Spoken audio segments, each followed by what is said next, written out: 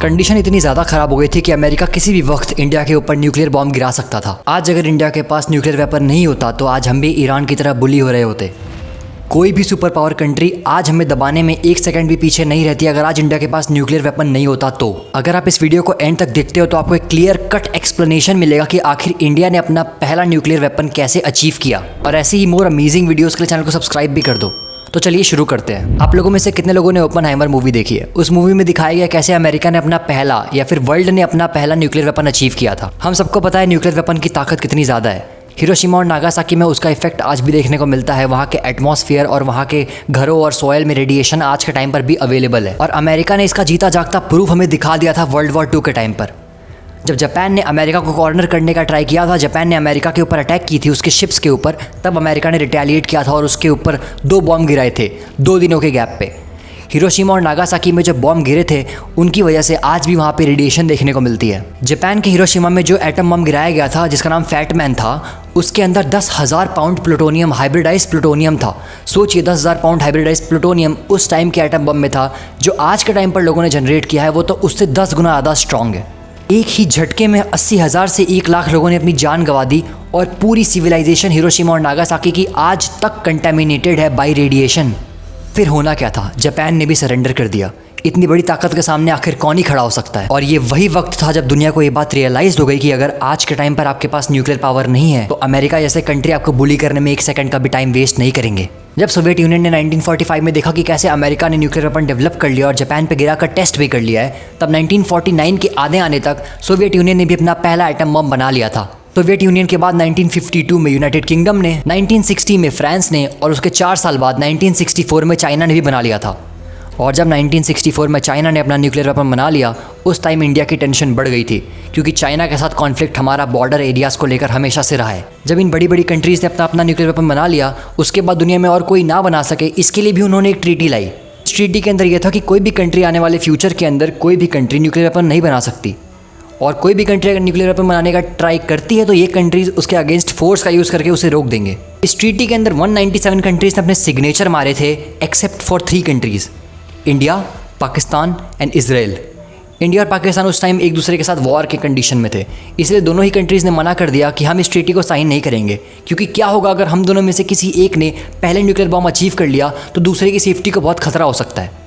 तीसरी कंट्री थी इजराइल, और मिडल ईस्ट और गल्फ कंट्रीज़ में इजराइल अपना दबदबा बनाने के लिए इस ट्रीटी को साइन नहीं करता। और फिर एक और कंट्री थी जिसने ट्रीटी साइन तो की थी पर बाद में इस ट्रीटी से अपना नाम हटा लिया था, वो था नॉर्थ कोरिया। और आज हम जानते हैं कि नॉर्थ कोरिया के पास कितने पावरफुल और कितनी ज़्यादा अमाउंट में न्यूक्लियर वेपन्स हैं। जब इंडिया की वॉर हुई थी 1962 में चाइना के साथ, तब हमने 43,000 स्क्वायर किलोमीटर लैंड अपने देश की ज़मीन खो दी थी। कुछ साल बाद 1965 में इंडिया पाकिस्तान का वॉर भी होता है। इतनी सारी क्रिटिकल कंडीशंस के बीच इंडिया को ये बात रियलाइज़ हो गई थी कि अभी नहीं तो कभी नहीं, अगर हम आज के टाइम पर न्यूक्लियर वेपन अचीव नहीं कर पाते तो फ्यूचर में हमारे लिए बहुत प्रॉब्लम्स आ सकती हैं। और 1965 के बाद जब इंडिया और पाकिस्तान के बीच कोल्ड वॉर जैसी कंडीशन बन गई तो उसके बाद इंडिया ने अपना पहला न्यूक्लियर प्रोग्राम लॉन्च किया, वो भी बहुत सीक्रेटली। और इसी टाइम पे हमें 3 पावरफुल लोगों का एक टीम अप देखने को मिलता है जो इंडिया को न्यूक्लियर पावर बनाने के पीछे बहुत ज़्यादा डेस्परेट था। मैं बात कर रहा हूँ लाल बहादुर शास्त्री, होमी बाबा और दुराबजी टाटा के बारे में। इवन लाल बहादुर शास्त्री ने आकर तो पूरे वर्ल्ड के सामने ये भी अनाउंस कर दिया था कि अगर आज के टाइम पर कोई इंडिया को वेपन के दम पे झुकाना चाहता है तो वो ऐसा नहीं कर सकता, और अगर हमें ज़रूरत पड़ी तो हम वेपन का जवाब वेपन से देंगे। तो तलवार की नोक पर या एटम बॉम्ब के डर से कोई हमारे देश को झुकाना चाहे, दबाना चाहे, ये देश हमारा दबने वाला नहीं। इस बात से पूरे वर्ल्ड ने इतना स्पेकुलेशन तो लगा ही लिया था कि इंडिया न्यूक्लियर पावर बनने के लिए बहुत लेट नहीं करना चाहता, वो डेस्परेट है न्यूक्लियर पावर बनने के लिए। पर आप तो ये बात जानते हो कि अगर इंडिया कभी भी कुछ बड़ा अचीव करने के रास्ते पर निकलता है तो CIA और अमेरिकन एजेंसीज उसको रोकने की हर कोशिश करती है। और ऐसा ही हमें देखने को मिलता है 1966 के अंदर, जब होमी बाबा एक प्लेन क्रैश में मारे जाते हैं और उसी के कुछ साल बाद लाल बहादुर शास्त्री जी का भी असैसिनेशन किया जाता है। ये दोनों केसेस तो आज के टाइम पर भी एक मिस्ट्री है, लेकिन आप अपना दिमाग तो लगा ही सकते हो कि ये किसका किया हो सकता है। हम सब वो मोमेंट कैसे भूल सकते हैं जब इंडिया ने पाकिस्तान को हर तरफ से घेर लिया था और पाकिस्तान से प्रॉपर सरेंडर करवा दिया था। जब पाकिस्तान ने बांग्लादेश को टेरराइज करने का ट्राई किया था तब इंडिया ने बांग्लादेश की तरफ से वॉर लड़ी थी और बांग्लादेश को एक कंट्री का स्टेटस दिलाया था। इंडिया ने पाकिस्तान के सोल्जर्स को चारों तरफ से घेर लिया था और सरेंडर की मांग की थी। वेल उस टाइम पर पाकिस्तान के सपोर्ट में अमेरिका और यूनाइटेड किंगडम ने अपनी अपनी वॉरशिप्स इंडियन ओशन में भेजी थी इंडिया को प्रेशराइज करने के लिए। लेकिन उस टाइम पर सोवियत यूनियन इंडिया की तरफ से अपने वॉरशिप्स भेज देता है इंडियन ओशन में, और यूनाइटेड किंगडम और United states of America India के अगेंस्ट कुछ भी नहीं कर पाते। और उसी टाइम से इंडिया और सोवियत यूनियन या रशिया का आप कह लो कि रिलेशन इतना ज़्यादा इंप्रूव हुआ है आज के टाइम पर कि वर्ल्ड की अगर आप कोई 2 बेस्ट फ्रेंड्स कंट्री निकालोगे तो उसमें इंडिया और रशिया का नाम नंबर 1 पे आता है। Again, I ask India to halt its nuclear weapons program and join the 149 other nations that have... India को एक चीज़ का रियलाइजेशन होता है इस वॉर के बाद कि कैसे दुनिया की कोई भी super power country, nuclear power country आके इंडिया को किसी भी कॉर्नर से प्रेशराइज करने लग रही है। इंडिया को उस टाइम रियलाइज़ हो गया था कि उसे किसी भी हालत में न्यूक्लियर पावर बनना ही पड़ेगा। इंडिया उस टाइम पर अपना न्यूक्लियर पावर का जो प्रोसेस है वो एक्सकलेट करना चाहता है, उसे तेज़ी से फिनिश करना चाहता था। लेकिन वर्ल्ड में आ जाती है ग्लोबल क्राइसिस और मिडिल ईस्ट कंट्री में वॉर के चक्कर में वर्ल्ड में ऑयल की भी प्रॉब्लम आ जाती है, जिसकी वजह से इकोनॉमी पूरी क्रैश कर जाती है और ये प्रोग्राम अगले 20 सालों के लिए रुक जाता है। The darkest hour in Indian history. The oil-producing countries of the Arab world decided to use their oil as a political weapon. They will reduce oil production by 5% a month until the Israelis withdraw from occupied territory. 1990s के time पर India को ये बात पता चल गई थी कि पाकिस्तान भी एक न्यूक्लियर वेपन बना रहा है, और अगर गलती से उसने इंडिया से पहले बना लिया तो इंडिया के लिए कंडीशन बहुत बुरी हो सकती है। इंडिया ने काफ़ी बार ट्राई किया न्यूक्लियर वेपन बनाने का, लेकिन CIA हर बार बीच में आ जाती थी और उसके इस प्रोसेस को रोक देती थी उस ट्रीटी का हवाला देते हुए।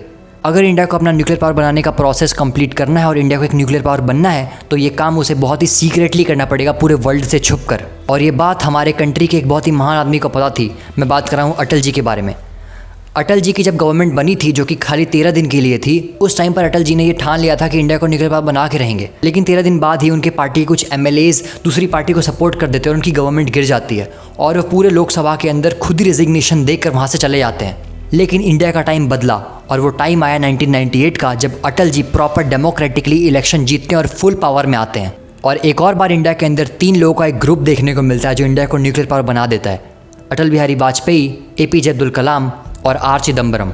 अटल बिहारी वाजपेयी ने APJ अब्दुल कलाम और R चिदम्बरम को एक थम्स अप दे दिया था कि आप इस प्रोसेस को चलो स्टार्ट करो, सीक्रेटली बनाओ इसे और इतनी जल्दी बनाओ कि पूरी दुनिया हैरान रह जाए। और कैसे कैसे करते पूरे अमेरिका और CIA की इंटेलिजेंस एजेंसी से छुपते छुपाते बहुत ही सीक्रेटली इंडिया ने अपना पहला न्यूक्लियर टेस्ट किया 11 मई 1998। इस दिन पर इंडिया ने अपना पहला न्यूक्लियर टेस्ट किया। पोखरान के अंदर उन्होंने 3 कॉन्जिक्यूटिव न्यूक्लियर बॉम्ब को एक्सप्लोड किया, शक्ति 1, शक्ति 2 और शक्ति 3। और उसी के बाद शक्ति 4 और शक्ति 5 का भी टेस्ट किया गया।